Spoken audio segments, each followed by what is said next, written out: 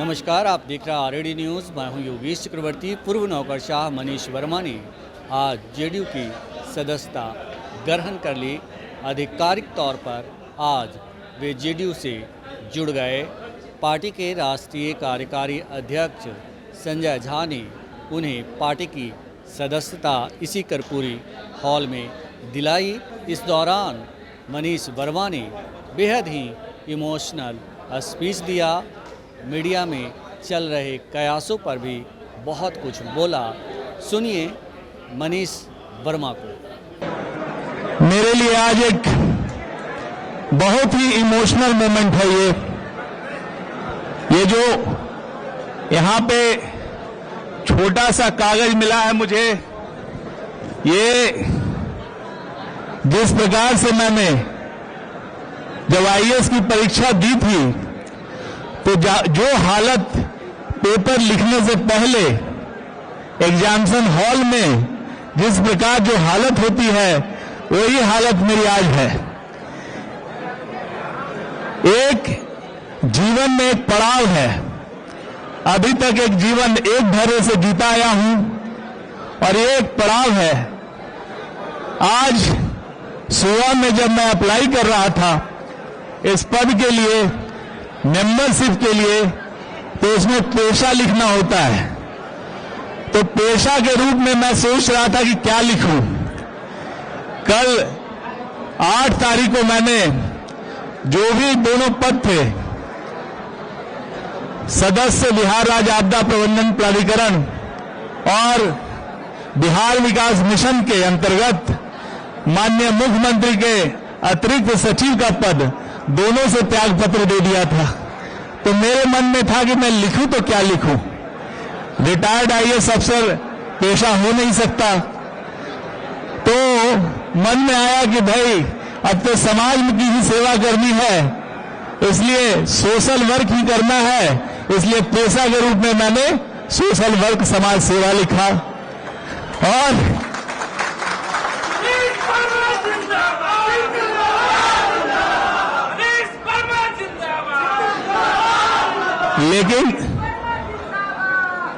लेकिन उसके साथ साथ अभी जब सदस्यता ग्रहण कर लिया हूं तो एक और पेशा जुट गया है, वो है राजनीतिक कार्यकर्ता का।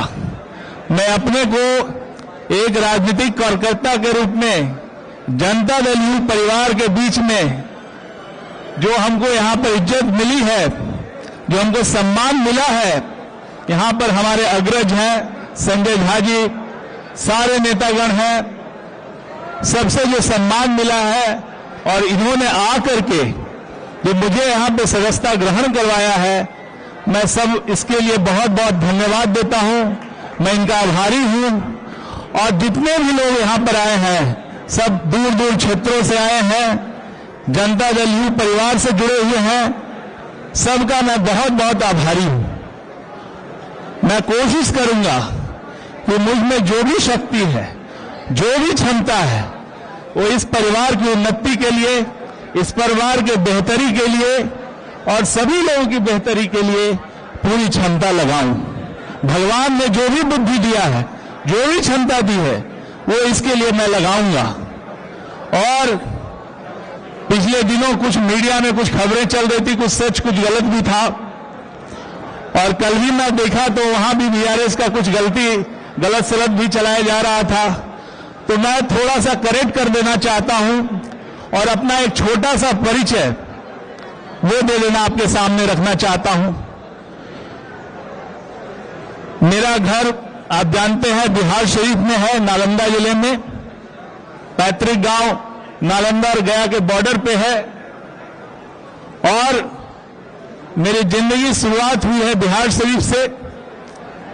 बचपन में सरकारी स्कूल जाना शुरू किया तो सबसे पहला स्कूल था बोरा छाप स्कूल बैगनाबाद का, जिसमें हम लोग बोरा लेके जाते थे, अपना गद्दी अपना बचाते थे और जब भी बरसात होता था तो बोरा ओढ़ के आ जाते थे। तो वहां से जर्नी शुरू हुई और फिर धीरे धीरे मैंने बिहार शरीफ में ही पढ़ाई की। पटना में भी 1.5 साल पढ़ाई की है लैला स्कूल में, और फिर बिहार शरीफ के सरकारी स्कूल आदर्श उच्च विद्यालय वहां से पढ़ाई करके मैट्रिकुलेशन किया हूं।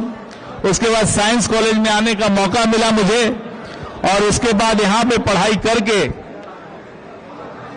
आईआईटी की तैयारी की, और आईआईटी दिल्ली में मेरा एडमिशन हुआ, वहां से इंजीनियरिंग की, और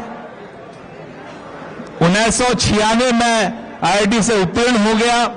इंडियन ऑयल कॉर्पोरेशन में थोड़ा जॉब किया, और उसके बाद आईएएस की तैयारी की, और 2000 ईस्वी में मैं आईएएस में सिलेक्ट हुआ। 2000 बैच मिला मुझे, और साथ ही उड़ीसा का ऑर्डर मिला। तो उड़ीसा जब वहां पे था, करीब 11-12 वर्षों तक उड़ीसा में रहा, 12 वर्षों तक, और वहां की सेवा की। 3 जिलों में मैं वहां पे डिस्ट्रिक्ट कलेक्टर था। मलकानगिरी जिला जो पहला मेरा डिस्ट्रिक्ट कलेक्टरशिप का था, वो मलकानगिरी जिला था। उस समय नक्सलिज्म से बहुत प्रभावित था। 3 साल मैंने वहां पर डीएम के रूप में काम किया, और आपको कभी याद होगा कि 2008 के आसपास में डीएम का वहां पे किडनैपिंग हो गया था वहां से, और नक्सलियों ने वहां पे डीएम को किडनैप कर लिया था। उसी जिला में मैंने 3 साल सेवा दी है अपनी, और मेरे लिए बहुत एक अद्भुत क्षण है उस समय का कि पहला डीएमसी पर इस तरह के इलाके में। उसके बाद राइट्स हुआ तो कर्नवाल में मेरी पोस्टिंग हुई, बालासोर में मैं डीएम रहा।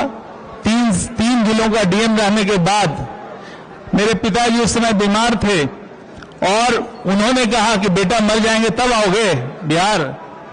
हम सोचते थे कि बाद में आएंगे, लेकिन उनका जब हुआ तो मैंने डेपुटेशन के लिए ट्राई किया, और सरकार से डेपुटेशन अप्रूव हो गया, और 5 साल के लिए मैं बिहार आ गया। तो 2012 में मैं बिहार आया, और यहां पर हमारे मुख्यमंत्री जी की, माननीय मुख्यमंत्री जी श्री नीतीश कुमार जी की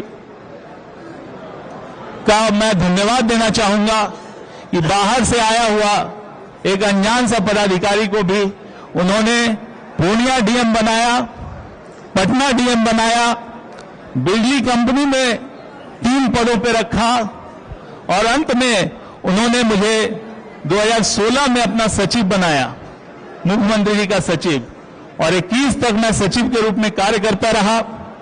और 21 में जब डेपुटेशन मेरा खत्म हो गया, मैं जाने ही वाला था, तो फिर लगा कि वहां तो जा रहे हैं, और यहां से भी है, मुझे लगा कि अब बिहार में सेवा करने का अवसर नहीं मिलेगा। तो मैंने मन बनाया कि मैं यहीं रह के बिहार की सेवा करूंगा। जीवन में तो पद मिलता उलता रहता है, आईएएस है, और बहुत आईएएस का काम मैंने किया भी था। तब तक 21 साल तक नौकरी की थी, और उसके बाद मुझे लगा कि अपना जीवन राज्य की सेवा में समर्पित करूं, यहां के लोगों की सेवा में समर्पित करूं। तो इसके लिए मैंने वहां से त्याग पत्र दे दिया, और त्याग पत्र देकर के माननीय मुख्यमंत्री जी के पास आ गया। और उसके बाद जो यहां पर जो लास्ट 2 पद है जिसके बारे में मैंने बताया था, पोस्टिंग हुई है, काम कर रहा था। और मैं तो ये कहूं कि पहले दिल से था इस दल में, अब दिल से था पहले, अब दल में हूं। पहले दिल में था, अब दल में हूं। तो एक तो मन से तो पहले ही से था। मैं जब 2012 में जब आया हूं, और उससे पहले भी जब माननीय मुख्यमंत्री जी को मुझे सुनने का टीवी में या कहीं भी अवसर मिलता था, तो काफी देर तक सुनता रहता था उनको। और उनके व्यक्तित्व से कौन नहीं प्रभावित हो सकता है। उनका जो व्यक्तित्व है असाधारण व्यक्तित्व है, और जो उनसे प्रेरणा मिलती है वो अद्भुत है। मैं तो अपने आप को भाग्यशाली मानता हूं कि 8 वर्षों से उनके पास रह करके मुझे जानने सीखने का मौका मिला। और जितने भी यहां पर सीनियर यहां पे हैं सब, इन सब से मेरा इंटरेक्शन रहा है, और सबसे कुछ न कुछ सीखने का मौका मिला है। बहुत कुछ सीखने का मौका मिला है, और मेरी कोशिश हमेशा होगी कि इस परिवार का सदस्य बन करके, सबका आशीर्वाद लेकर के, सबका सहयोग लेकर के, जो कुछ भी जिम्मेदारी मिलेगी मैं उसका पालन करूंगा। और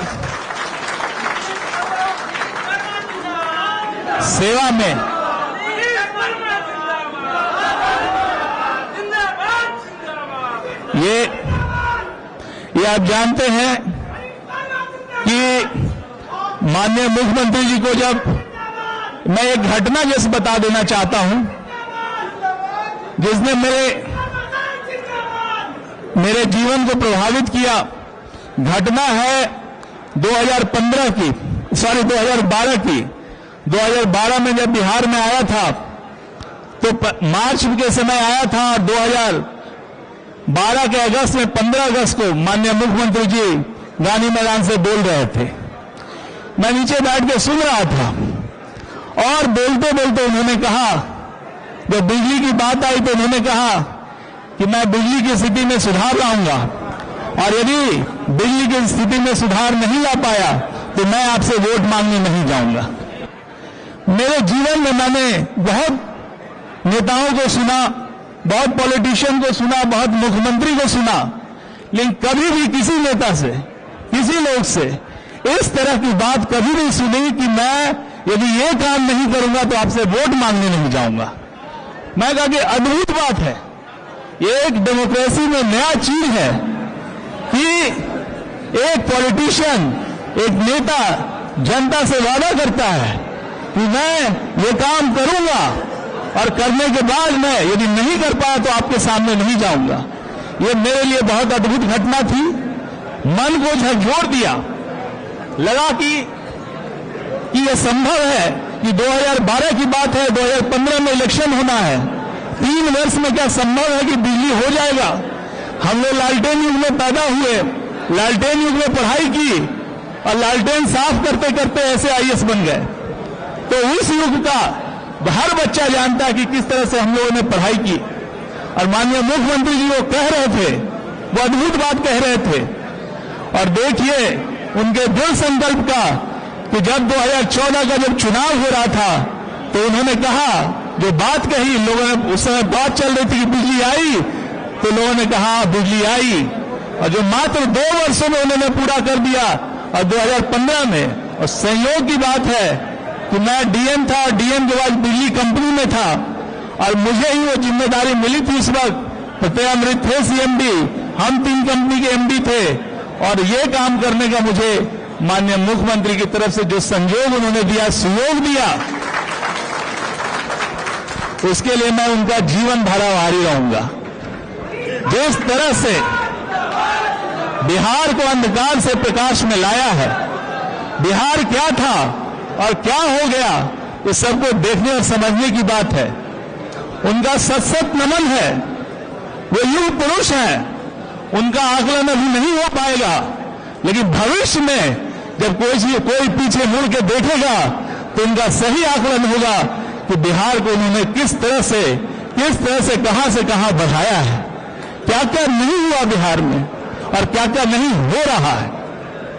उनकी बात कहें तो घंटों बीत जाएंगे, बखान नहीं कर सकता, इमोशनल हूं, लेकिन आप जान लीजिए कि उन्होंने यदि अपना जीवन का कोई समय भी हो, एक क्षण भी हो, एक एक क्षण का वो मोल करते हैं और हर क्षण छोड़ते हैं, सोचते हैं कि बिहार कैसे आगे बढ़ेगा, बिहार का हर परिवार कैसे आगे बढ़ेगा, बिहार का बच्चा कैसे आगे बढ़ेगा, इसके लिए हर क्षण वो लगे रहते हैं। अपना सब कुछ छोड़ करके कोई ऐसा मिलेगा, समाजवाद तो आपने सब जगह सुना, लेकिन असली समाजवाद कहां है?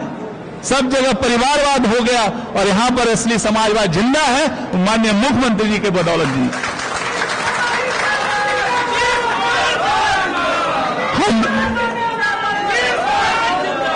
हम लोग की पार्टी महात्मा गांधी जी के, डॉक्टर राम मनोहर लोहिया जी के, अंबेडकर साहब के, जयप्रकाश नारायण जी के और कर्पूरी ठाकुर के विचारों से चलने वाली पार्टी है। यहां के हर परिवार के सदस्य को देख लीजिएगा, उनका स्वभाव भी इसी तरह से है। जैसे नेता का स्वभाव है वैसे हमारे पार्टी के लोगों का स्वभाव है और उसी ढंग से चलती है। इतना वर्ष सत्ता में रहने के बाद आप किसी पार्टी में इस तरह से नहीं देखेंगे कि जो पार्टी का जो कार्यकर्ता इतना डिसिप्लिन है, इतना सहनशील है। ये अद्भुत है ये पार्टी। मैं इस पार्टी का नमन करता हूं। इसीलिए मैंने ये निश्चय किया कि जिसके नेतृत्व करता श्री नीतीश कुमार जी हो और जो इस तरह की पार्टी है, इस विचारधारा की पार्टी है, उसको मैं अपना योगदान देकर के यदि उस परिवार में मैं शामिल होकर के कुछ कर सकूं तो मेरे लिए बहुत बड़ी बात होगी। और मैं उम्मीद करता हूं, आप सबसे सहयोग की अपील करता हूं कि सभी जो है मुझे एक छोटा, एक नया, सबसे नया एक कार्यकर्ता मान करके सभी सहयोग करने की कोशिश करें, सब अपना आशीर्वाद दें ताकि मैं अपना बढ़िया से इसमें काम कर सकूं। बहुत बहुत धन्यवाद, बहुत बहुत धन्यवाद।